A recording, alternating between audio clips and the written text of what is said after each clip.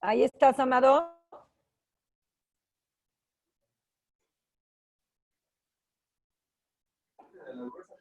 Ya. Ahora sí, Amado, ¿estás ahí?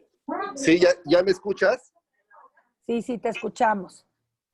Ya estoy yo te veo. Ok, yo también te veo. Perfecto, ahora sí, discúlpame.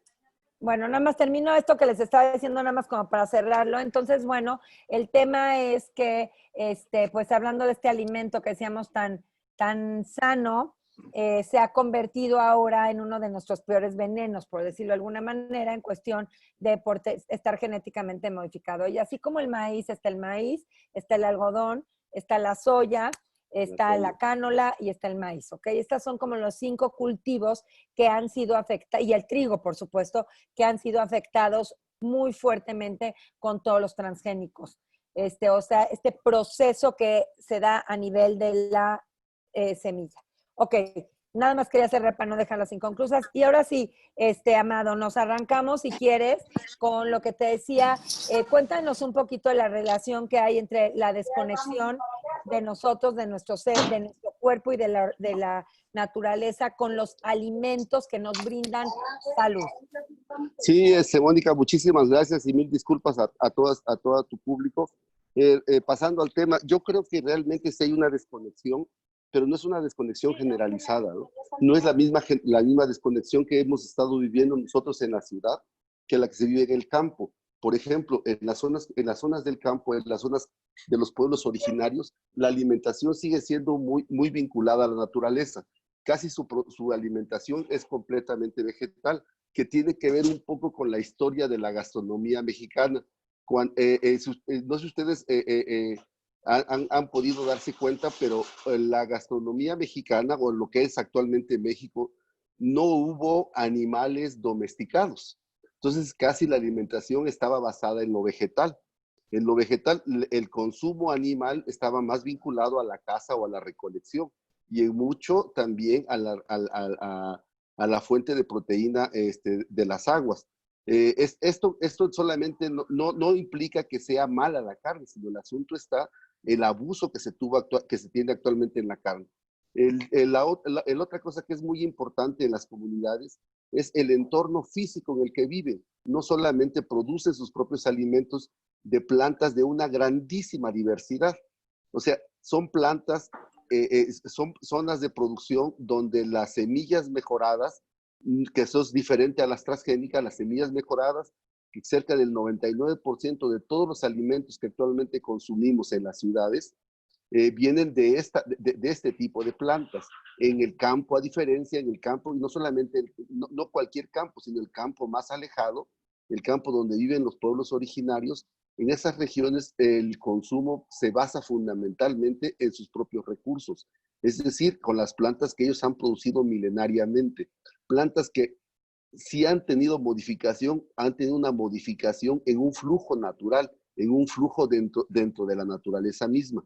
¿Cuál ha sido el problema en la ciudad? El problema en la ciudad es que ha sido el exceso y la necesidad de consumir cantidad y en todo el momento. Entonces, por ejemplo, cuando nosotros de repente queremos comer papayas todo el tiempo, cuando no es momento de papayas, va a haber zonas de producción en otras áreas que van a producir a costa de lo que sea. Eso significa usando grandes cantidades de agroquímicos que es necesario para producir. Entonces, la desconexión tiene que ver un poco con el sistema económico, tiene que ver también con los sistemas culturales y con las culturas que se van formando. En este caso, yo entiendo un poco tu pregunta de la cultura urbana, ¿no? Entonces, la cultura urbana, que es la dominante, que tiene que ver también un poco con una cultura de consumo eurocentrista, que esto quiere decir, como comían en Europa cuando llegaron aquí a México, se impuso una forma de ver y de comer que actualmente domina. Después, posteriormente, actualmente la dieta general en el mundo estaba basada principalmente en los alimentos y en productos que no estaban disponibles en el momento en que lo queremos consumir. Esta manera entonces de producir y de consumir es la que está llegando a la crisis. Son las que nos han llevado a la situación actual de una crisis no solamente económica, sino también de salud, del exceso de peso, de grandes problemas de salud físicos, pero también creo yo que es otra de las partes que es lo que a mí me encanta de lo que ustedes trabajan, de la parte emocional, ¿no? Porque tú, bueno, no te voy a enseñar yo a ti, les voy a comentar a ustedes la importancia que tiene desde lo que comemos con cómo estamos emocionalmente. Porque seguramente cuando no estamos sanamente, no comemos sanamente emocionalmente. Si estoy estresado, voy a comer de más. Si estoy ansioso, voy a comer otras cosas, voy a necesitar más azúcares, porque mi cuerpo lo va a ir necesitando frente a un estilo de vida demandante. Entonces yo realmente creo que es la forma de producir en la que está en crisis en general y la forma de consumir también de la ciudad, la que está en crisis está generando crisis de nivel planetario, como esta situación que estamos viviendo actualmente de la pandemia, ¿no? Sí, gracias, Amado. Qué bonita introducción, la verdad está muy padre porque creo que en esta respuesta englobas mucho, pues lo que hemos platicado, ¿no? Tanto que haces tú, que hago yo, que es regresar un poco a nuestros orígenes, ¿no? Y yo hablaba mucho en mis diplomados de el hombre de las cavernas, ¿no? Por decirlo de una manera, nuestros ancestros, por supuesto que no todo el día tenían la cantidad de vacas que tenemos hoy, ni Claro. de pollos, tampoco había la cantidad de maíz que estamos teniendo hoy, tampoco había la cantidad de papayas, haciendo referencia a lo que tú decías, ¿no? Entonces, ¿cómo se nos ha olvidado y nos hemos desconectado de comer lo que la naturaleza nos da y que también es tan sabia que hoy no nos vamos a meter en eso? Cómo cada alimento tiene una función en nuestro organismo en una época del año, ¿no? Y entonces vivimos en unos ciclos, que esos ciclos de alguna manera tenemos que respetar y se nos ha olvidado respetar, ¿no? Pero bueno, creo que entrando un poco a tu tema, que eres experto y para mí es apasionante, sobre todo decir que es un legado lo que nos has dejado sobre el maíz, me gustaría que platicaras un poquito, o sea, ¿cuál es el papel que juega el maíz? ¿Cuál es el papel que juega el maíz en estos momentos en nuestra salud? O sea, ¿tú cómo podrías hacer como ¿no? Esta conexión de lo que es el maíz? Porque el maíz está empezando a agarrar un auge impresionante. Entonces, vamos a poner, si trajéramos a alguien de fuera, ¿qué podríamos hablar o qué les podrías decir tú del maíz? Sí, mira, yo creo que no solamente gente de fuera, entiendo un poco tu pregunta que me planteas como gente fuera de nuestro propio país, ¿no? Sino que ya sería interesante la pregunta, sino más bien me parece más interesante la pregunta es cómo nosotros mismos como mexicanos nos comportamos como extranjeros en nuestra propia tierra, ¿no? Ahora, ¿por qué somos extranjeros en nuestra propia tierra? Porque no hemos podido tomar lo que realmente somos. ¿Y qué es lo que somos? Somos una historia bifurcada de más de 10,000 años, ¿no? Los primeros hombres, por lo menos en esta zona de Oaxaca, que se han encontrado restos, son de 10 a 12,000 años de gentes que venían nómadas en estos territorios. De hace 10 o 12,000 años, ¿hace cuánto tiempo fue la conquista? Hace 500 años. ¿Hace cuánto tiempo somos México independiente? 200 años. ¿Qué son 500 años frente a 12,000 años de historia? Como culturas tenemos más de 4 o 5 mil años. Entonces, ¿qué son 4,000 años frente a 500 años? ¿Y qué es lo que estamos tomando? Si nosotros pudiéramos revisar incluso un poco lo que hemos denominado cocina mexicana como comida mexicana, es mucho la comida mexicana, es la presencia fundamental de insumos que vinieron de Europa y que utilizaron de manera marginal y de manera subordinada los insumos nativos que le habían dado la posibilidad a los ancestros que estuvieron en estas tierras de dejar de ser nómadas para pasar aldeas, de ser aldeas a ser grandes culturas, y no pocas culturas, sino una gran diversidad de culturas. En lo que actualmente se conoce como México, existieron cerca de entre 70 y 80 naciones. Cada cultura era una nación diferente, tenía una lengua diferente, tenía una cultura diferente, una gastronomía diferente, una manera diferente de relacionarse con el ambiente, que eso es lo que caracteriza a las naciones. O sea, teníamos una gran diversidad de naciones. Toda esa cultura y todos los insumos que venían sosteniendo su alimentación fueron marginados y supeditados en una gastronomía que colonizó a los insumos locales. Hasta la fecha actualmente siguen siendo dominantes. ¿Cuál? El consumo de la carne, el consumo de las reses, de las gallinas mismas, de los puercos, todos son animales que llegaron de fuera. Ahora bien, ¿cuál es la posición, por lo menos la que yo creo en este momento? Ya no comamos nada de eso, no comamos eso, pero tomemos la gran diversidad que tenemos de fondo milenaria que ni siquiera conocemos. Por ejemplo, y aquí yo quisiera empezar a tocar un poco el asunto del maíz. El maíz, en todas las culturas del mundo, siempre ha sido fundamental un cereal, porque el cereal es el que nos da la fuente de carbohidratos y de energía para poder sostener nuestro cuerpo físico y la actividad física. El arroz fundamentalmente en toda la zona de Asia, el trigo en la zona de Europa, y en México, en la parte de Mesoamérica, Norteamérica, fue principalmente el maíz. En Sudamérica también, pero a diferencia de nosotros, por ejemplo, en Perú, la papa jugó más un papel de fuente de carbohidrato que el maíz para nosotros, ¿no? Entonces, ¿qué significa contar con un cereal como el maíz? Pero la otra cosa que a mí me parece fundamental en este momento es rescatar la historia del maíz. Porque yo te puedo asegurar, Mónica, que en la historia del maíz somos capaces, o podríamos nosotros espejear la historia de México, de este México profundo y de este México que no es tan profundo, no porque no querramos, sino porque no hemos tenido la posibilidad, la búsqueda de entender esa parte profunda del México que somos, ¿no? O sea, es un poco, yo me acuerdo cuando iba a la escuela en chico, ese poema de Nicolás Guillén que decía, mi abuelo negro y mi abuelo blanco, ¿no? O sea, nuestros ancestros son todas estas culturas de las que venimos, como la cultura europea que llegó. Ya en este momento no se trata de decidir, este abuelo sí lo quiero y este abuelo no lo quiero. No, yo soy producto de esa bifurcación cultural que indudablemente en la historia de la humanidad siempre ha traído una riqueza de diversidad. Entonces, ¿qué es lo que tenemos nosotros? Tenemos un maíz, un cereal fundamental, que actualmente en el mundo es el principal cereal en volumen que se utiliza para alimentar a la humanidad. Mucho más que el trigo y mucho más que el arroz, claro. Ahora, ¿cuál es otra característica? Ahora, yo creo que es importante que nosotros podamos empezar a mirar al maíz no solamente como un producto, no solamente como un cereal, sino como un símbolo. Un símbolo. ¿Qué es un símbolo? Un símbolo es algo que refleja mucho más de lo que solamente vemos y entendemos. Entonces, el maíz no solamente es un grano. Y cuando nosotros podemos empezar a mirar como símbolo al maíz, nosotros también podemos empezar a mirar al maíz también como una fuente fundamental de metáforas.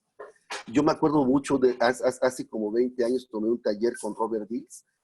Con Robert Dills, lo que tomé como una enseñanza profundísima, él decía, todo es metáfora de todo. O sea, de todo podemos aprender. En este caso, si tomamos al maíz como una metáfora, fíjate lo interesante, de los 3 principales cereales del mundo, arroces primitivos ya existían, trigos primitivos ya existían, los tomó el hombre y evolucionó con ellos. Sin embargo, el maíz no existía. El maíz empezó a existir como lo conocemos actualmente hasta que se encuentran 2 seres de 2 especies diferentes. Por un lado, un vegetal que actualmente sabemos o le denominamos teocintle, que es un pasto muy parecido al maíz, y por otro lado, nuestros ancestros, los hombres. De esa relación entre los maíces y el hombre, de una relación que pudiéramos rayar hasta en lo amoroso, empieza realmente a surgir los primeros maíces después de 3, 4, 5 mil años de esa relación. ¿Cuándo surge el maíz? Cuando el grano interior, el grano que tenía el teocintle, empieza a ser cubierto por las hojas. ¿Qué significa esa parte de cubrir algo? Cubrir significa querer proteger, pero también significa encerrar. El vegetal se dejó encerrar y se dejó proteger para nosotros o por nosotros. Y de esa protección el teocintle evolucionó a maíz y nosotros evolucionamos de nómadas a sedentarios y de sedentarios de aldeas y de aldeas toda nuestra historia hasta el momento. De esa relación surge lo que podemos denominar actualmente o podemos conocer actualmente como maíces nativos. Esos maíces nativos son porque son los que vienen de los pueblos originarios. ¿Existen actualmente esos maíces? Sí. ¿Dónde están? ¿Dónde están los pueblos originarios? Estos maíces nos vinieron acompañando desde las aldeas hasta la conquista, de la conquista a la independencia, de la independencia hasta la revolución. Hasta mediados del siglo pasado, en la década de los 60, se llevó a cabo en el mundo una revolución que se conoce como la Revolución Verde. Pero el punto focal de esta revolución fue México, y fue con el maíz y con el trigo. Se empezó a trabajar con ingeniería genética, con ingeniería química agrícola y con ingeniería mecánica, la producción masiva de alimentos. Esta revolución verde es un símil de lo que fue la revolución industrial a mediados de la década del siglo XIX en Europa para producir mercancías, pero en este caso fue para la producción de alimentos.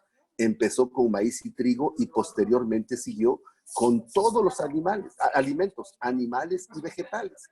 Por eso es que yo, por lo menos, yo soy mucho mayor que tú, pero yo me acuerdo cuando era chico, no se comía pollo en cualquier día, era una comida de fiesta. Cuando entra la Revolución Verde y se abarata la forma de producir carne, empieza una dieta de abuso de la carne, ¿sí? De abuso de la carne. Entonces, toda esta revolución transformó la industria de los alimentos, la manera de producir alimentos, que es con lo que empezamos esta plática. Estos maíces se conocen de manera genérica como maíces mejorados. Los podemos encontrar como híbridos y variedades sintéticas o mejoradas que se utilizan para producir un mayor volumen de producción. La producción de semillas mejoradas implicaba la producción de más volumen a menor costo. Esta forma de producir es la que dominó, y en el caso de los maíces, dominó hasta hace muy poco tiempo y sigue dominando actualmente. El tercer tipo de maíces que aparecen en esta historia son los transgénicos, que yo escuché que estabas explicándole a toda tu gente lo que tú has trabajado de los transgénicos. La diferencia entre un transgénico y un mejorado, en los tres hay intervenciones, hay modificaciones. Les vengo platicando que de una planta se modificó hacia un maíz que tiene cambios cualitativos. Del maíz se pasó a los mejorados, que también hay cambios genéticos. Pero en los transgénicos, ¿qué es lo que pasa? Que por la capacidad de leer el código genético se está en la posibilidad técnica de identificar qué información tiene cada gen y cuál lo podemos extraer y ponérselos, en este caso, de un insecto a una planta para que haga lo que nosotros queremos que haga. Esos son los transgénicos. Entonces tenemos los maíces nativos, el teosinte, los nativos, los mejorados, los transgénicos, y hay un cuarto tipo que a mí me parece fundamental y que tiene una historia y un potencial, pues, sobre todo para nosotros los urbanos, fundamental para hacer en este momento de pandemia, en este momento de crisis que estamos viviendo, que sería lo criollo. No voy a entrar a disertar mucho sobre los criollos, nada más podemos decir que algo criollo es algo que no es del lugar, pero tiene tanto tiempo del lugar que empieza a tomar las características del lugar. Para el caso de los maíces criollos, un criollo puede ser un maíz nativo que se movió de sus territorios de origen a otros territorios. En su territorio de origen era nativo. Cuando lo movemos, empieza a criollarse. ¿Qué quiere decir? Empieza su proceso de domesticarse para el lugar concreto y específico. O también podría ser un mejorado que muchas familias campesinas compran las semillas y después ya no, las empiezan a reproducir ellos mismos. O sea, empiezan a criollarlos. ¿Qué es el acriollamiento entonces? Es la adaptación de un ser a su entorno. En términos de gastronomía sería lo que le conocen como el terroir o el terruño, ¿no? O sea, cómo el entorno le va dando sus características a esas plantas. Entonces, esas características que tiene cada material y cada maíz. Ahora imagínate en el caso del maíz. El maíz es de las pocas plantas comestibles en el mundo que se pueden dar en todo el mundo, desde Alaska hasta Punta del Fuego y en todos los meridianos del planeta. ¿Qué otra planta tiene esa capacidad de adaptación? Yo Oye, no tengo conozco una otra. pregunta, Amado. Sí, dígame. Súper interesante, ¿eh? Me encanta esta manera en que tú explicas desde la historia, de nuestro país y relacionada, por supuesto, a los alimentos. Ahora, una de mis preguntas es, hablando en nuestro término de salud, supongo que, bueno, por supuesto, un maíz, un maíz criollo, bueno, me voy por el mejorado. O sea, un maíz mejorado, ¿tiene algún efecto en nuestra salud, así como un transgénico, o no? O simplemente lo que hizo es que no hubo un cambio genético, sino más bien fue siendo híbrido, eso es lo que entiendo yo, ¿no? O sea, Sí, como que de sí. dos especies se unieron y salió otro maíz, pero que no precisamente fue por medio de las manos del hombre, sino fue un proceso natural, por decirlo de alguna manera. ¿Estoy bien o Sí, está...? sí, no, no, es correcto. Pero en esta historia que te acabo de contar, Mónica, que les acabo de contar, pudiéramos decir que la evolución, entre comillas, dentro de lo natural, pueden ser hasta los maíces mejorados. Porque ahí hubo un Ok. mejoramiento de maíz a maíz. ¿Qué es la hibridación? La hibridación, no sé si ustedes sepan, de una planta, el maíz tiene dos tipos de flores, las flores masculinas y las flores femeninas en la misma planta. ¿Dónde están las flores masculinas? En la espiga. De la espiga, si ustedes se han fijado, llega un momento de la madurez de la planta que empieza a soltar polen. Del polen, cada grano de polen sería el símil a un espermatozoide. Y cada pelo de elote es una hembra. Es como si fuera una trompa de falopio. Entonces llega un grano de polen y se posa en un pelo de elote y de esa fecundación nace un grano de maíz. ¿Sí? Entonces, ¿qué es lo que se hace en la hibridación? Se busca realmente forzar esa fecundación entre hermanos mismos, o sea, dentro del polen de la misma planta con los pelos de la misma planta para generar dos efectos. Uno, el de purificación. Es un poco como cuando nos hemos dado cuenta que se empiezan a emparentar entre gente cercana, familiar, y empiezan a perder algunas características físicas y a resaltar otras. ¿Sí? Un caso fundamental, por ejemplo, es el de las mulas. La mula es un híbrido entre una burra y un caballo.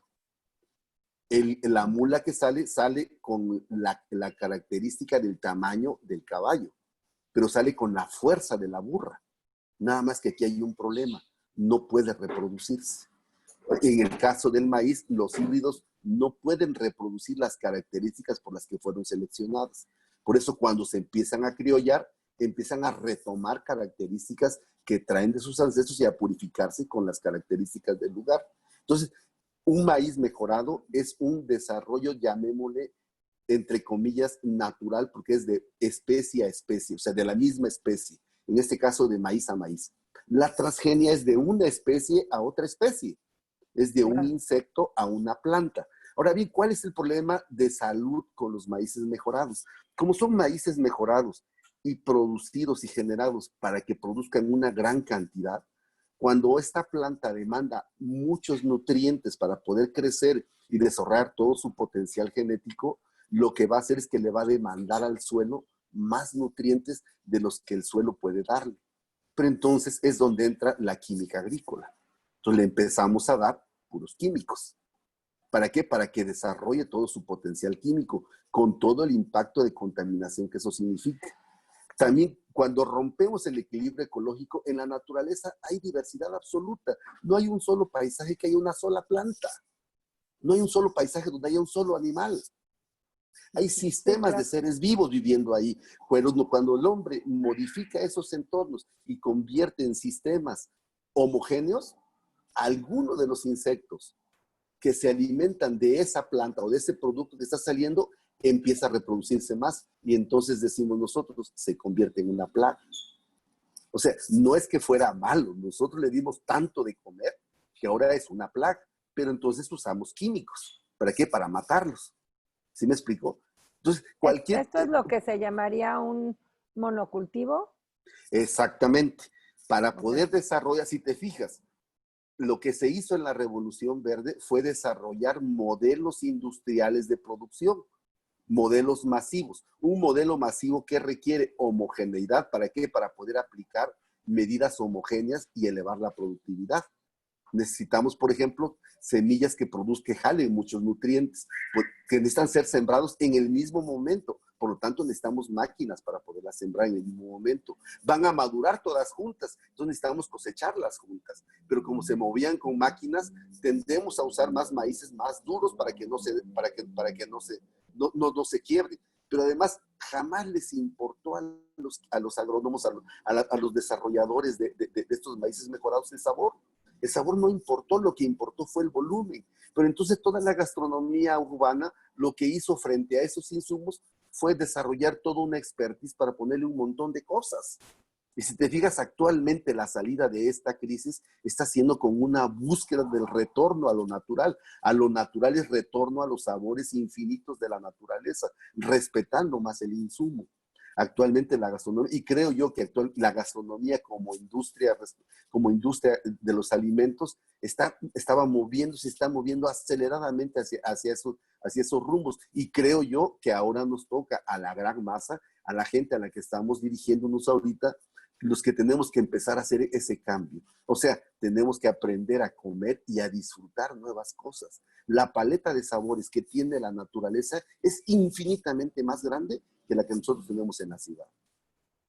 Gracias, Amado. Oye, nada más para terminar con el tema de los maíces, me queda súper claro todo esto que espero que a la gente que estamos aquí presente también les quede claro. Y un poco, pues la referencia me hace como mucho sentido lo que hago yo, en donde yo les enseño a que los alimentos es una fuente de nutrición, es una fuente de salud y es una fuente de darnos bienestar. Entonces, qué mejor que estar hablando, ¿no? De qué manera podemos regresar a consumir alimentos, sobre todo hablando, pues ahorita ya entraremos al tema de la tortilla, que es nuestro alimento básico y principal, ¿no? Entonces, qué mejor que uno de los alimentos que más consumimos en general, bueno, todo el mundo, encontrar que sean tortillas que de verdad nos estén brindando lo que requerimos y necesitamos. Que ahorita me encantaría un poquito que nos platicaras de la fuente de nutrición, o sea, qué es lo que nos puede dar el maíz y qué es lo que nos da la tortilla, qué es lo que nos dan los sopes, etcétera. Pero nada más regresando tantito a lo que estábamos hablando del maíz, que te hacía yo esta pregunta de que lo que es un maíz modificado, no es modificado, es un maíz, ¿Mejorado? mejorado, perdón. Uh-huh. Un maíz criollo, yo tengo solo una pregunta que es personal, un maíz criollo puede venir de un maíz mejorado o de un maíz genéticamente modificado o de un maíz original. Puede venir de cualquiera, Okay. De cualquiera, porque el acriollamiento es una forma de vivir, es una actitud de domesticarnos con el entorno. No sé si te acuerdas tú de cómo el zorro le dice en la novela del Principito, domestícame, le dice, ¿no? Y el Principito le pregunta, ¿y qué es domesticar, no? Y le dice, domesticar es empezar a crear un vínculo, empezar a crear una relación, empezar a ser especiales, dice. Después tienes que venir todos los días aquí a verme a las 6 en punto, porque entonces antes de las 6 mi corazón empezará a latir, porque yo sabré que tú ya vas a llegar. Después de un tiempo, yo estaré domesticado y tú dejarás de ser solamente un niño de cabellos dorados. Dice, cualquier planta y los trigales que yo vea dorados me recordarán a ti y yo te recordaré a muchas otras cosas. Ese es el vínculo que se establece cuando uno domestica, entendiendo de domesticar, de que empieza a ser algo parte de tu casa, ¿no? Entonces, ¿qué significa la domesticación? ¿Qué significa el acriollamiento? El acriollamiento empieza a ser la domesticación. Ahora bien, si tú tomas una planta para domesticar de los maíces nativos, traerán muchísima más información, muchísima más diversidad de sabores y de posibilidades que si tomaras un transgénico, claro, que si tomaras un híbrido, porque al híbrido le quitaron muchísima información para que se concentrara solamente en lo que nosotros queríamos. ¿Me explico? Claro. Entonces, oye, perdón, como un buen consumidor me refiero a que tengamos información para consumir las cosas adecuadas para nuestro organismo. O sea, nos podrían vender un maíz, una tortilla, una harina, etcétera, y decirnos, es maíz criollo, y tú por como esta frase de criollo, caer en comprar un maíz criollo, pero que realmente pueda venir de un maíz transgénico. O sea, ¿por qué voy de Este, todo esto? Es importante saber cómo tenemos que regresar ¿no? Sobre todo a la información que se nos da afuera, porque nosotros no somos expertos en el tema, claro. poder como consumidor tener esta información clara, ¿no? Y muy precisa para cuando estamos pensando que los alimentos nos van a brindar nutrición real, ¿no? O sea, salud. Sí, mira, yo quisiera responderte esta pregunta con dos metáforas, ¿no? Una, la del café. Yo cuando era chico, cuando tomábamos café, era una agua color de café, que normalmente era de unos sobrecitos que nos vendían que se llamaba café legal. Ese era nuestro gusto, estaba armado a ese gusto. Cuando empieza la onda de los cafés orgánicos y nos empiezan a vender los más caros, y nos decían incluso tómenlos sin azúcar, pues uno los tomaba y eran amargos, eran horribles. No sé, yo mejor prefiero el legal. Actualmente, tú vas a una cafetería y puedes pagar hasta 60, 70, 90 pesos por una taza, porque ya tienes acostumbrado, ya tienes suficiente información en tu paladar y en tu cerebro de que es un café que es tan cuidado, tan desarrollado, que regresan todos sus aromas y sabores. O sea, ¿qué te quiero decir? Puede haber habido en el mercado muchísimas empresas que dicen, yo te voy a certificar que esto realmente es auténticamente orgánico. En el café pasó eso. Después ahora decían que estaban buscando cafés de especialidad y le llamaban de especialidad porque eran especialistas los que calificaban y cataban los lotes de café y le decían, este tiene tal puntaje, por lo tanto puede ser vendido más caro. Esos eran los cafés de especialidad. Y actualmente la tendencia en los cafés son cafés de origen. ¿Qué significa un café de origen? Un café que sabe a un territorio, a unas prácticas, a una cultura específica. Y pues hay cafés que son tan caros, porque cuando tú los tomas, tienes toda esa gran cantidad de sabores en la boca. ¿Qué te quiero decir con esto? ¿Qué necesitamos entonces para poder distinguir un buen maíz de un maíz que no tiene tantos sabores? Pues probar el buen maíz, ¿no? Entonces, ¿qué Claro. necesitamos? Empezar a alimentar nuestro paladar y nuestra boca con esos sabores que, fíjate lo interesante, dicen que los mexicanos solemos a maíz y no sabemos, no tenemos conciencia de a qué sabe el maíz. Te digo más, por ejemplo, las tortillas de la ciudad, en especial de la Ciudad de México, por décadas saben a cal y le ponen cal por muchas múltiples razones, unas buenas y otras no tan buenas, ¿sí? Pero entonces cuando incluso ya pareciera natural que la tortilla sea amarilla y que sepa cal. Entonces tenemos que recuperar los sabores de origen. Pero no solamente el sabor de origen, aquí viene otro concepto que me parecería muy importante destacar. No solamente hay un maíz. Decimos, es que yo quiero maíz blanquito, amarillito, negrito, rojito. ¿Todos los blancos serán iguales? ¿Todos los blancos sabrán igual, los rojos sabrán iguales? ¿Todos los negros sabrán iguales? No, cada maíz tiene identidad. ¿Dónde empieza la identidad? ¿Qué le da la identidad a un maíz? Tres cosas, Mónica. Uno, su flujo genético. Tú tienes el pelo que tienes porque seguramente lo heredaste de tu papá o de tu mamá y de sus ancestros. Tienes ese físico porque lo heredaste de tu genética, ¿no? De tus padres, de tus ancestros, de tu genealogía. Entonces, a cualquier ser vegetal o animal, humano o no humano, su genealogía trae información de cómo vamos a ser.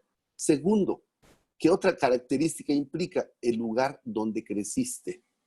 Si tú vivieras en la costa, seguramente estarías más morena, porque te pegaría más el sol. Olerías más a los sabores y los alimentos de esos territorios. Yo digo también, si tú vivieras en un convento, seguramente te gustaría rezar más. Si viviéramos en un lugar en Cuba, nos gustaría bailar más. O sea, el entorno en el que uno vive también le da la característica. Y para el caso del maíz y también para nosotros, la cultura, la familia que lo viene cultivando y seleccionando. Entonces, esas tres características se reflejan en el maíz de una parcela, de un ciclo, de un territorio en específico. Entonces, realmente lo que creemos es, que ahorita si te fijas, se ha puesto mucho de moda los maíces criollos. Sí, ¿y qué es un maíz criollo? ¿De dónde lo estamos comiendo? Aquí hay un asunto que por mucho tiempo yo no he entrado a la discusión, pero creo que es el momento de hacerlo. El mundo científico califica a todos estos maíces nativos y criollos como razas. Y dicen que tenemos cerca de 70 razas en México. Los peruanos dicen que tenemos más de 5,000 tipos de papas. ¿Qué pasa cuando yo te digo nada más tengo 70? Vas a intentar buscar nada más saber de 70 sabores. Cuando te digo tenemos un infinito, entonces vas a aprender, vas a enseñarle a tu gusto, a tu cabeza, a tu corazón, a tu cuerpo, a acercarte al infinito.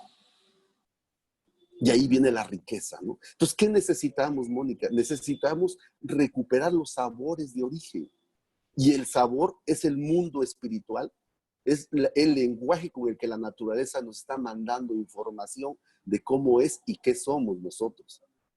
O sea, actualmente el mundo moderno pareciera que estamos en un laberinto, perdidos en un laberinto. ¿Cómo se sale del laberinto, Mónica? El mito nos los dice, se sale por donde entramos. ¿Cómo se puede salir de un laberinto? Necesitamos un hilo que nos conduzca.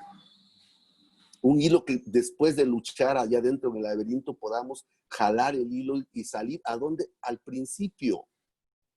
¿Cuál es el principio? ¿Por dónde entramos? ¿Por dónde entramos? Entramos desde la naturaleza.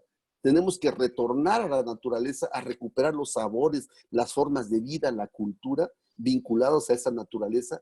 ¿Y cuál es el hilo que en principio a los mexicanos, pero creo yo que tiene potenciales metafóricos y simbólicos humanos de época? El maíz. Te acabo de contar hace rato la historia de este vínculo que viene desde lo vegetal, cuando se encontró con los humanos, hasta la transgenia. Y todos estos maíces existen actualmente. Entonces, imagínate en este hilo de sabor, de retorno a la naturaleza. Si los mexicanos nos diéramos la oportunidad de poder llegar primero a saborear una tortilla, vamos a ver que no todos los maíces negros saben igual. Oye, Porque Amado, no me llama todos son mucho la igual. atención, perdón, me llama mucho la atención y ahorita me hizo, porque bueno, vamos a más o menos, digo, nos vamos a extender unos, no sé si te importa, unos 15, 20 minutitos más, porque por el tema de que estuvimos como, ¿no? Con el audio, etcétera. ¿Tienes algún problema de No, extendernos 15? ninguno. Me llama mucho la atención esto que decías y me gustaría que lo retomáramos, en donde, bueno, no lo dijiste ahorita, lo dijiste hace rato, que te dije yo, a ver, ¿cómo le presentarías a un extranjero al maíz, no? Y tú me dices, pues realmente somos extranjeros de nuestros propios, o ya ni siquiera extranjeros, o sea, completamente, no tenemos ninguna noción, ¿no? Ni conocimiento, ni vínculo, ni relación con lo que son nuestros alimentos per se y sobre todo los que nos identifican como mexicanos, ¿no? Entonces, eh, ¿qué tan separados estamos los mismos mexicanos, como tú les decías, y inclusive los mismos mexicanos que comemos todos los días tortillas y que hacemos sopes y que a lo mejor queremos, hasta hacemos nuestros sopes en nuestra casa y tenemos nuestra masa? ¿Qué poco vinculados estamos de un ingrediente que tengo muchas alumnas y me dicen, oye, Mónica, pero a ver, ¿qué diferencia hay entre la tortilla del súper con una tortilla, vamos a poner, ¿no? Del Puyol, vamos a ponerlo desde ahí, o Sí, desde en Oaxaca, irte uh-huh. a una comunidad? Me gustaría un Sí. poco que nos pudieras explicar, Amado, esto. O sea, creo que hay dos puntos con los que me gustaría seguir para poder cerrar y encontrar como toda esta entereza de que ya vimos una parte de la historia del maíz, no toda, por supuesto, ya vemos, ¿no? Realmente el tema de los maíces, cómo los podemos identificar y en qué están divididos el día de hoy, tristemente. Y por ahora sería, ¿qué es? Dos puntos. Una, nutricionalmente, ¿qué nos ofrece el maíz? Y por el otro lado es eso, o sea, cuando ya estás tú decidido a meterte, a inmiscuirte, a tener un vínculo y una relación con ciertos alimentos, en este caso es el maíz, ¿qué tenemos que buscar para poder de verdad hacer las cosas desde un lugar súper honesto, lo quiero llamar así? Honesto quiere decir, o congruente, ok, yo me quiero alimentar por medio del maíz, quiero tener mis sopes, mis tortillas, mis tlacoyos, lo que sea. Voy a buscar desde lo más básico, que es el maíz, que para nosotros hoy no es básico, porque vas a la tortillería y te dan una masa que está hecha de maseca o está hecha de minza, y realmente eso es lo que creemos nosotros que es, pero no es lo más básico, o sea, tendríamos que regresar a partir de cuáles son nuestros ingredientes originales para poder transformar estos ingredientes en un alimento real, en un alimento nutritivo que nos va a brindar a nosotros lo que estamos buscando de verdad, ¿no? Claro. Mira, yo creo que esta pregunta que tú haces tiene mucho sentido de reflexión y de compromiso personal. Yo me acuerdo que hace tiempo una amiga mía que es acupunturista y que tiene un trabajo muy fuerte aquí en Oaxaca, un señor de una conferencia que ella estaba dando le decía, oiga, pero ustedes también venden bien cara la medicina. ¿Por qué si son alternativos no son más baratos? Le decía, ¿sabes qué? La verdad que lo mejor que sería es que no te enfermaras. O sea, sé sano, no necesitas nada. ¿Sí me explico? Para que no necesites ni esta ni ninguna otra medicina. Y aquí entramos un poco aparte de la filosofía china. El alimento es tu medicina, ¿no? Si comemos sanos, vamos a comer sanos. Ahora bien, ¿de dónde viene la riqueza del que el hombre necesita de la naturaleza misma? Ya les fui explicando conforme fue pasamos de la producción de recolección hasta la producción transgénica, en cada momento se va perdiendo más información de la gran riqueza que tenemos desde la naturaleza. Entonces quiere decir que acercarnos lo más cerca que podamos a la naturaleza, estamos tomando mucho más nutrientes, mucho más información, muchas más cosas que no solamente sabemos que tiene más riqueza gustativa, no tiene solamente más riqueza de gran cantidad de elementos, de macroelementos y microelementos que necesitamos para estar sanos, sino también ya ha sido probada. Siglos, siglos, cerca de más de 10,000 años, nuestra gente vivió con eso, sobrevivió con eso, sigue viviendo con eso, aún en las peores condiciones económicas que se pueda tener, en las peores condiciones ecológicas también, y han seguido viviendo. ¿Qué significa? ¿Por qué es posible hacer eso? Bueno, porque no solamente son alimentos materialmente mucho más ricos y más completos, y ahorita paso a platicarte por qué, sino también porque son capaces de mirarlos no solamente en la parte material, sino también en la parte emocional y histórica. Te voy a decir, por ejemplo, ¿sabes cómo se le dice en mixteco a la milpa? A lo que nosotros en la ciudad entendemos milpa, ¿Cómo? se le dice el lugar donde voy a verle la cara al maíz. ¿Me explico? Van a ver a otro ser. Es al que le ves la cara. Y qué pobre es nuestro concepto urbano que decimos que una milpa es solamente donde hay maíz, frijol y chile. Y sí, hay frijol, maíz y chile y mucho más, pero no solamente son plantas, son seres que te acompañan. Toda nuestra cultura prehispánica se llenó, todo el panteón de dioses prehispánicos están vinculados al calendario del cultivo del maíz. En una comunidad indígena en la que yo estaba intentando producir de una manera más intensiva el maíz, le pregunté a un campesino, le decía, oiga, ¿cómo vamos? Me dice, van bien. Nada más que ustedes tienen un problema, me dice. ¿Cuál? Que ustedes no le piden permiso al suelo y a la milpa para entrar a trabajar con ellos. Digo, ¿usted lo hace diario? Sí, dice, todos los días cuando llego. Y le digo, cuando usted le habla, ¿a quién le está hablando? ¿A un hombre o a una mujer? ¿O a algo masculino o algo femenino? Y me dice, le estoy hablando, joven, a los dos, porque si no, no habría vida. Yo voy a hablarle a la vida. Pero te imaginas cuando tú vas a trabajar con alguien con la que te está dando vida y le estás dando vida, es mucho más que ir a cultivar un maíz, una planta. Claro. Es como las plantas que tú tienes en tu casa. Yo no tengo últimamente plantas en mi casa porque hace muchos años tuve una y que un día me fui de viaje y la maté, se murió. O sea, me dio tanta, o sea, se creó ese vínculo con esos vegetales. Ahora imagínate esos vínculos milenarios. Entonces, ese es por la parte cultural, por la parte emocional de vincularte con la naturaleza. Pero vamos a hablar de la parte de los componentes del maíz. Primero, para nosotros en América, en lo que hoy es México y Mesoamérica, que le llaman los arqueólogos, los antropólogos, en esta zona, nuestra fuente fundamental de calcio, entendiendo que el calcio es la parte fundamental constitutiva de nuestro esqueleto, es el maíz. Pero no el maíz en sí, sino en su proceso cultural de nixtamalizarse. O sea, de agregarle cal, agua y maíz.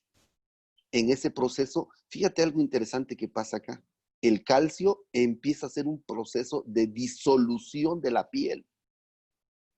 Tiene que romper la piel para que pueda penetrar el calcio y el agua y empezar a desdoblar los almidones y las proteínas. Llega hasta el germen, donde están las mejores proteínas. Las desdobla y las hace asimilables al hombre, o sea, a nosotros mismos. Además, eso nos dio la constitución esquelética fundamental. Actualmente, ¿te has fijado qué de moda está libre de gluten? Sí, claro. ¿Por qué empezamos a ser sensibles al gluten con el trigo? Por el abuso. Bueno, el maíz no tiene gluten, ¿no? Entonces, es un alimento que nos va a dar toda la constitución física, estructural que necesitamos, pero a esa parte que es la que no hemos tomado, el sabor, Mónica, el sabor. El sabor es la parte espiritual de este mundo milenario que viene atrás de nosotros y que no hemos sido capaces de mirar, no, y sin culpas, nada más se fue nuestra historia. Es como de repente yo tengo algunas broncas con mi papá, no es reclamarles, es entender que fue mi historia, aceptarla y de ahí para adelante.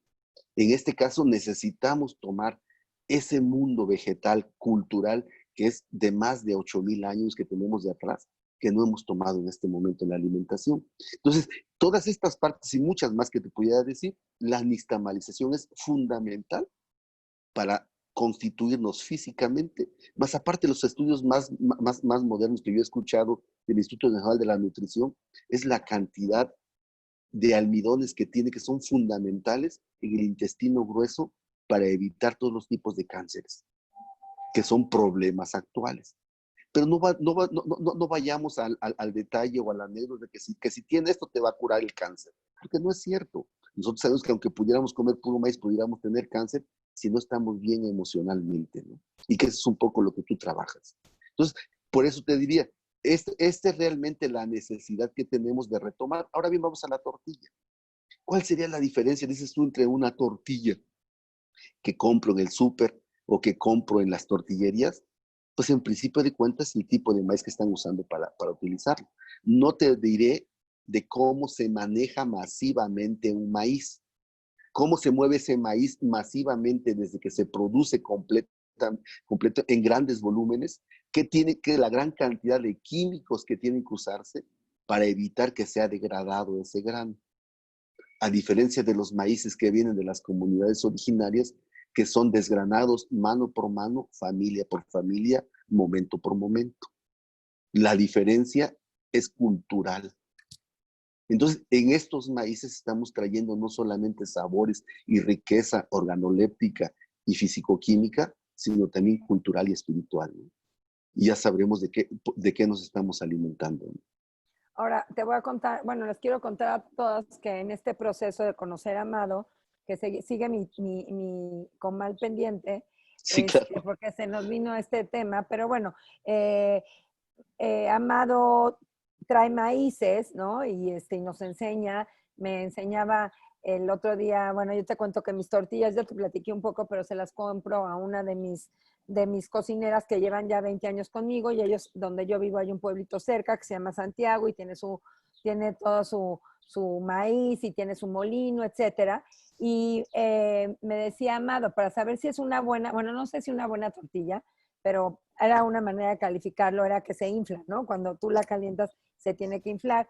Y bueno, las tortillas de Mari se inflan, ¿no? Entonces digo, bueno, por lo menos ya llevo uno mejor, estoy comiendo algo más sano, y mucho más. Creo que esto que hablas tú de conectado, ¿no? O sea, yo veo a la mamá de Mari el vínculo que tiene todo lo que, su milpa y todo lo que hace ahí, como dices tú, desde esta parte emocional, lo que le implica a ella también de irse a un espacio para ella, para encontrarse con ella misma, producir para la demás gente, etcétera, ¿no? Entonces, ¿a qué voy con esto? Es que cuando conozco a Amado y me empieza a contar un poco todo lo que, toda la cantidad de maíces que hay, toda la cantidad de maíces que él trae y cómo se deben de cocinar y cómo se deben de hacer y la cantidad de cal que se les pone o sea, para mí era un mundo nuevo y estoy hablando que yo llevo 20 y tantos años en este rollo de la gastronomía y dices, qué impresión, ¿no? Que algo, si a lo mejor me estuvieras hablando exactamente de una arroz en Oriente, bueno, pues sí se vale que no lo sé, pero estamos hablando de un maíz en México, donde yo llevo muchos años cocinando y aparte muchos años consumiendo el maíz, ¿no?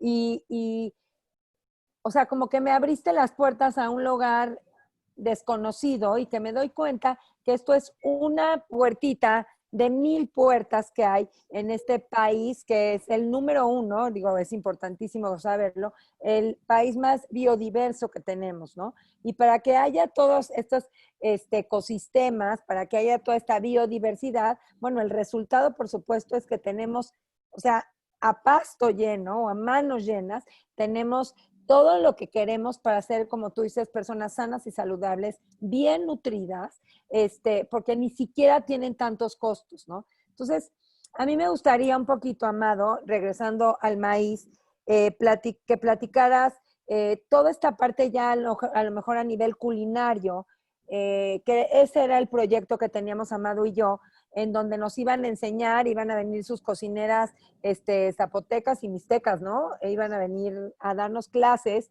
de cómo hacer una tortilla, lo más básico, que para nosotros creemos que es básico y realmente es mucho más complejo de lo que nos imaginamos, ¿no? Entonces, ¿qué podemos hacer, Amado? ¿Qué podemos hacer para poder extender, como tú hablas aquí, ¿no? En este lado urbano, en que por un lado tenemos no quiero llegar a decir que sea por de moda, sino de verdad las personas que tenemos ganas de transformarnos, de transformar a la gente que está a nuestro alrededor y de verdad utilizar los alimentos como una fuente de salud y bienestar.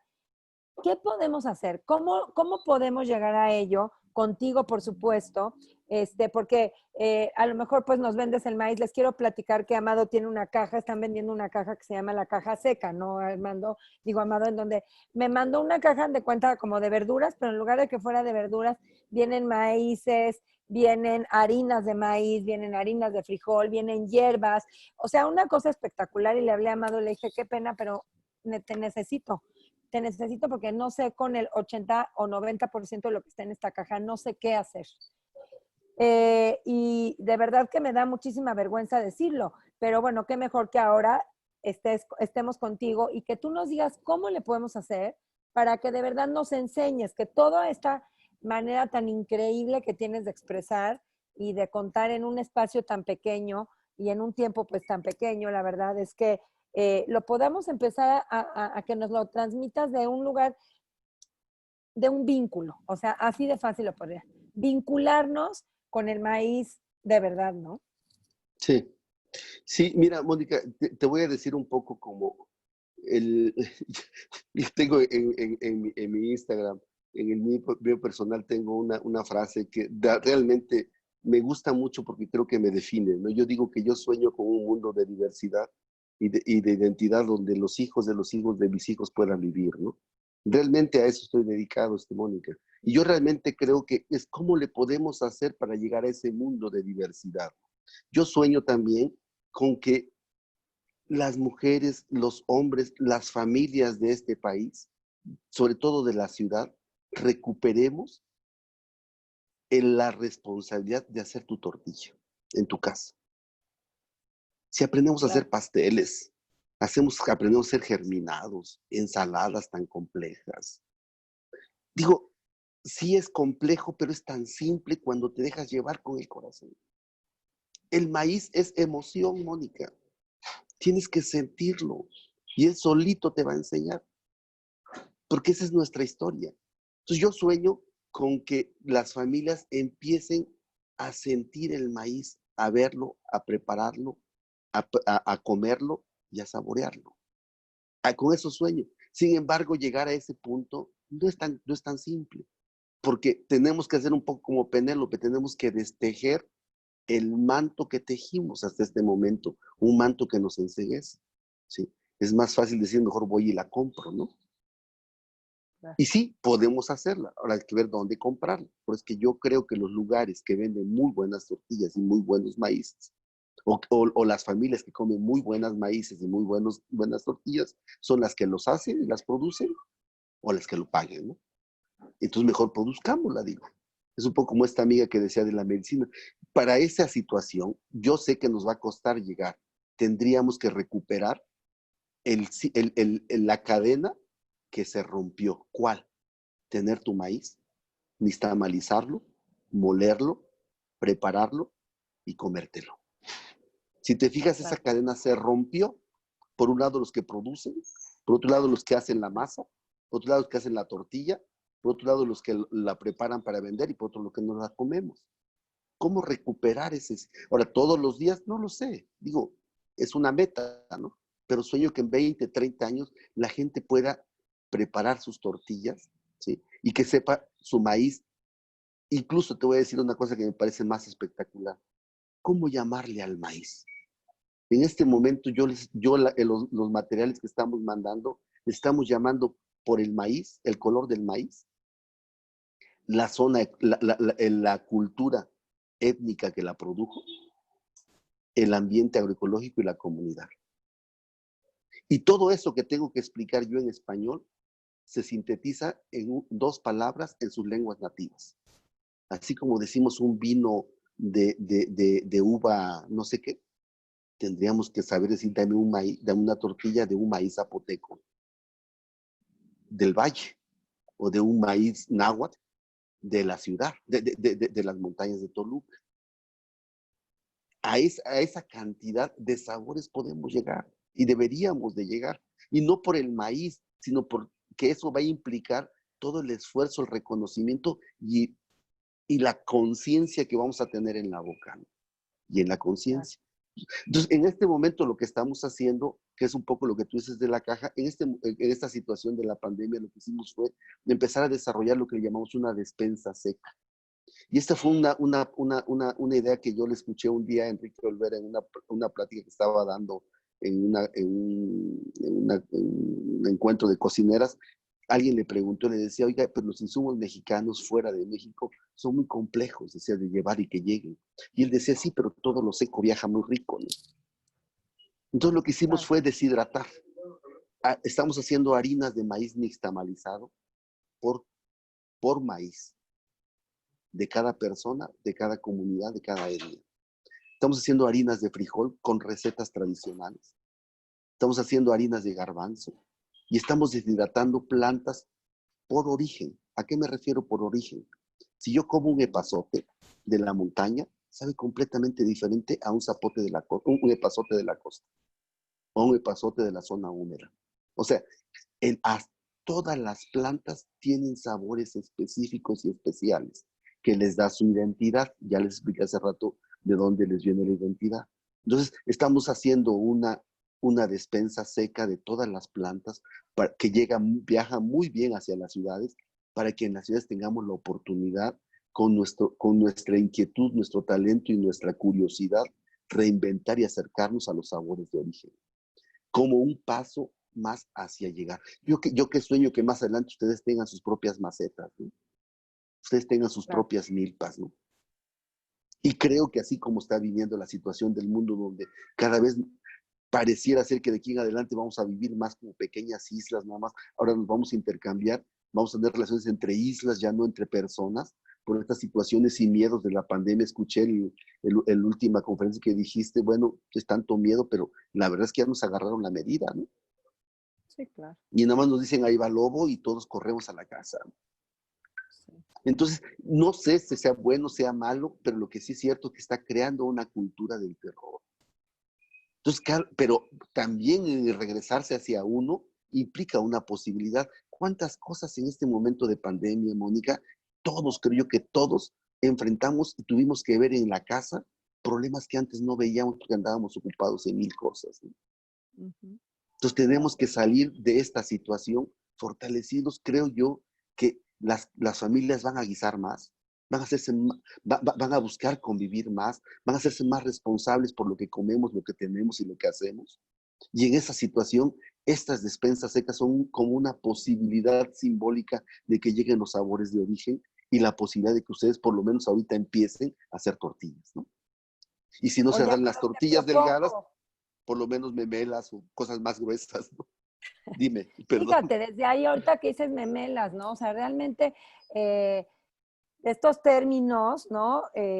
Pues les voy a llamar culinarios, pero de alguna manera son términos que son parte de nuestro día a día y de nuestra alimentación en nuestra cultura. A veces ni siquiera podemos identificarlos, ¿no? A veces no podemos saber cuál es la diferencia entre una memela, entre un sope, entre un guarache, etc., etc. Digo, estoy hablando algo de muy general.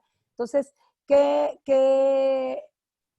pues, ¿qué más que poder empezar a, digo, esto es una necesidad mía y es por eso que te invité y es lo que les quiero compartir a mis alumnas y a la gente que está conmigo, es, pues vamos a darnos un clavado a esta, como dices tú, ¿para qué irnos ahorita ni al arroz, ni al trigo, ni cosas que no son de nuestra cultura? Porque también una de las, bueno, de las enseñanzas o aprendizajes que para mí me está dejando esta pandemia es ver lo que acabas de decir tú. O sea, cada vez otra vez nos vamos a volver a mucho más localizados, mucho más focalizados y mucho más respetando, ¿no? Nuestro propio entorno. Entonces, y también por el otro lado, saber que somos, que podemos ser autosuficientes y que somos responsables de nuestra propia alimentación. Entonces yo digo, pues, ¿para qué irme otra vez? Regreso a investigar sobre muchas otras cosas que están tan lejanas, teniendo una fuente tan nutritiva, tan rica y que podemos tener una variedad y que el día de hoy, aparte, en el mundo entero, el maíz está siendo un boom, ¿no? Entonces, si lo queremos ver hasta de esta la parte como una mina de oro, ahí está la mina de oro, ¿no? Y la mina de oro no me voy a lo que nos genere económicamente, sino lo que nos va a generar a nosotros a nivel de salud. Entonces, yo te propongo, Amado, que podamos hacer algo conjuntamente con la despensa seca, yo le dije la caja seca, pero bueno, es que me dio una caja, la despensa seca, en donde podamos, la gente que le interese y hagamos una clase, aunque sea así vía online, o inclusive yo te invito acá y lo podemos hacer aquí cuando vayas a venir a Valle, y podamos compartir con la gente las bases, empezar de lo más básico. Yo no sé qué sea lo más básico a nivel del maíz, pero tú nos lo vas a enseñar a nosotros. Y bueno, y poder crear, yo he dado clases de panadería y he dado clases de fermentos, pues ¿por qué no empezar a dar clases de esta parte tan fundamental en nuestra salud y en nuestra cultura, ¿no? Y qué mejor con una persona tan experta, me fascina y me encanta escucharte, Amado. Y bueno, pues te agradezco de verdad y me gustaría pues que cerraras con lo que tú quieras, porque escucharte es un placer. Y ahorita si quieres entramos tantito, aquí hay algunas preguntas, bueno, tengo unas preguntitas, si alguien tiene algunas preguntas en especial, que las vayan escribiendo, yo se las voy diciendo, Amado. Amado, te escuchamos.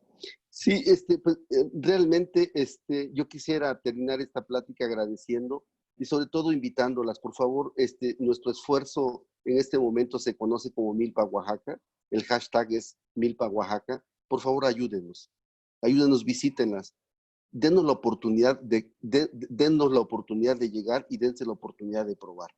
O sea, como decían en mi grupo de neuróticos cuando yo iba, no me crean, vayan e investiguen, pruébenlo. ¿Sí me explico? O sea, con esa posibilidad que nos den ustedes de poder conocer estos sabores, en Milpa, Oaxaca tenemos la página donde pueden pedir, estamos entregándonos a domicilio en la Ciudad de México ahorita, que es nuestro esfuerzo para sobrevivir nosotros, para sobrevivir nuestra relación y nuestro vínculo que tenemos con las familias y las comunidades originarias de todo el estado de Oaxaca con los que estamos trabajando, y también nuestro vínculo de trabajar con la ciudad. Quisiera terminar esto con una pequeña anécdota que yo tuve hace 15 años en uno de los pueblos más antiguos con los que yo he trabajado aquí en la Sierra Norte.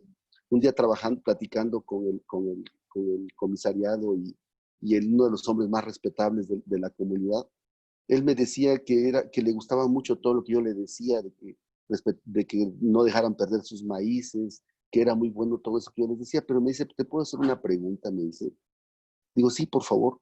Dice, ¿por qué no mejor en vez de ayudarnos a nosotros primero, ayudas a tu comunidad?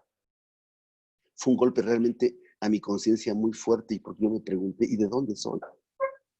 Nací en Guajuapan de León, pero no vivo allá, ni soy mixteco, ni hablo la lengua mixteca. Desde entonces dejé de decir que soy mixteco. Nací en una zona mixteca, pero no soy un indígena. Yo soy un resultado de esa historia que les vine platicando, ¿no? Pero entonces, ¿de dónde soy? Yo soy de la ciudad. Esa fue mi respuesta. Entonces, yo trabajo para mi comunidad. Ustedes son parte de mi comunidad. Permítanos llegar. Gracias, gracias, Amado. De verdad te lo digo de corazón, que te hayas dado el tiempo, estás muy ocupado y bueno, y darme este espacio, te lo agradezco. Y yo uniéndome a Milpa Oaxaca, no sabía aquí en la computadora dónde está el hashtag, pero bueno, ahí les puse Milpa Oaxaca. Si quieres, no sé, compartir tu Instagram o algo, Armado, con todo gusto. Y bueno, lo que te quiero decir es, yo me uno y creo que la manera en que me pueda unir contigo es, si a alguien le interesa, pedir estas cajas, estas alacenas secas y organizar algo, ¿no? Un curso o Seguro, algo que tú seguro, nos seguro, puedas enseñar, seguro. porque yo creo que como yo, muchas personas no vamos a poderle sacar el jugo al 100% a esta alacena. Entonces, bueno, qué mejor que poder hacer algo increíble y nos vayas tú guiando o una cocinera o alguien en una clase, qué podemos hacer con cada uno de los ingredientes que está. Y esto estoy segura que si nosotros lo compartimos, cada vez más personas vamos a comprar esta alacena, ¿no? Yo creo que está padrísima y bueno, creo que lo que necesitamos realmente es más conocimiento. Pues te Eh, agradezco. Sí, perdón, sí, dime. no, nada más pues decirte que ojalá que esta sea el inicio de un proyecto muy padre, donde yo hablo siempre de estas relaciones simbióticas, ¿no? Y cuando hay simbiosis es ganar, ganar. Y por un lado será ayudar bueno, nosotros somos tu comunidad, pero a las comunidades que tú estás ayudando y por el otro lado también nosotros brindarnos salud y conectarnos. Me encantó. Alguien puso aquí, Ceci pone Ceci, qué bonita visión de vincularse con la naturaleza, ¿no? Cuando hablaste de la milpa.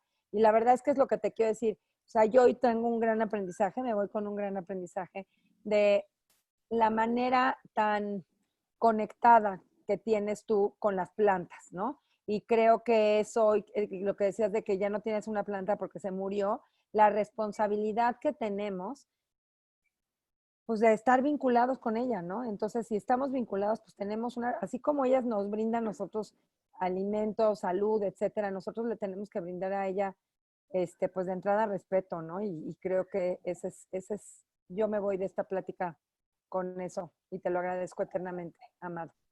Pues muchas gracias.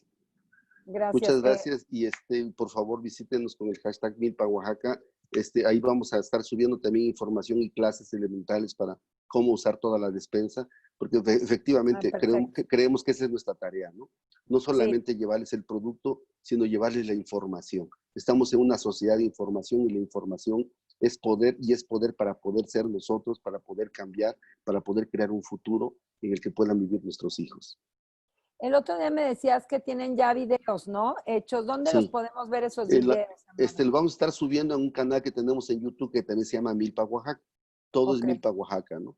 Entonces, por El favor, Instagram síganos. también es Milpa También Oaxaca. tenemos Milpa Oaxaca. Sí, el de la empresa es IDBI-Maíces, que es IDBI es Identidad y Biodiversidad. A ver, Es déjame el apuntarlo. Y vi, IDBI, ajá, IDBI, si te fijas, es un espejo. ujú, IDBI, Identidad y claro, Biodiversidad, ajá, guión bajo, maíces.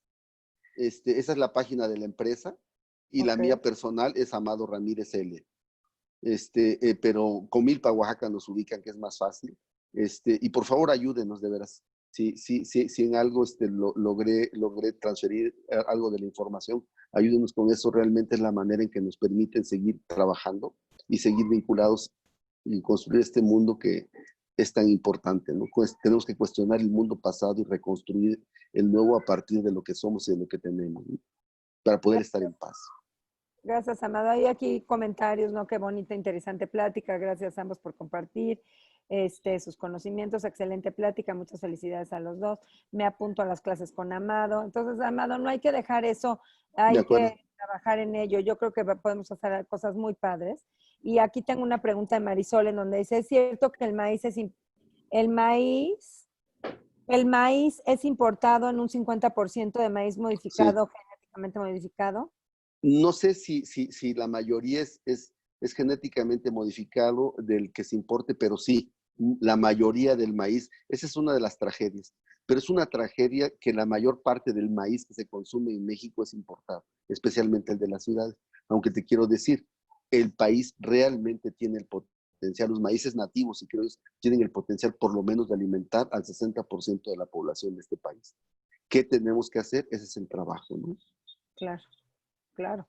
Sí, que hace rato, bueno, platicando Amado y yo de las preguntas que él iba a hacer, ya ninguna creo que la hicimos, pero había ahí un tema, ¿no? En donde yo le decía, cómo hoy esta palabra que se oye fea, pero es el malinchismo, ¿no? O sea, Ujú. cómo vemos, a lo mejor ves una bolsa divina así que te diga a lo mejor maíz para hacer tus tortillas y ves otra feita, así que no, dices, me voy por el otro, ¿no? ¿Por qué? Porque es lo que nos han vendido. ¿Cómo nos hemos desprendido pues de lo nuestro, ¿no? De nuestras propias raíces? Y creo que ahí tenemos que aprender.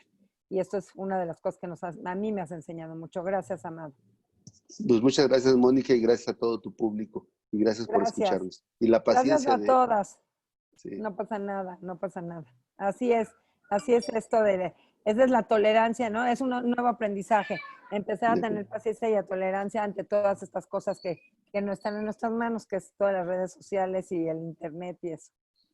Gracias a todas los que están presentes, les agradecemos el que hayan estado aquí. Espero que esto haya sido una plática que llene otra vez, como siempre les digo, su alma, sus corazones, que nos dé un camino hacia lo, bueno, sin querer, terminó siendo hasta lo espiritual, y por el otro lado también hacia obtener salud y bienestar a través de nuestros alimentos. Muchas gracias. Pues Gracias muchas por tu gracias, tiempo, Mónica. amada. Gracias. Hasta luego. Bye.